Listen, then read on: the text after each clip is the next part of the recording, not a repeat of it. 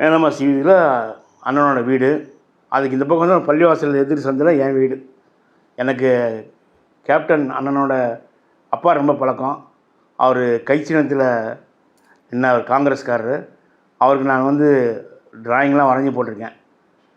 நம்ப மாட்டீங்க, 5 தடவை தொடர்ந்து கவுன்சிலராக ஜெயித்தவர் அவர் தான் மதுரையில். அவர் வீட்டுக்கிட்ட இந்திரா காந்தி, ராஜீவ் காந்தி, ராகுல் காந்தி எல்லா பேரும் வந்து அவருக்காக ஓட்டு கேட்டாங்க, சோனியா காந்தி வரைக்கும்.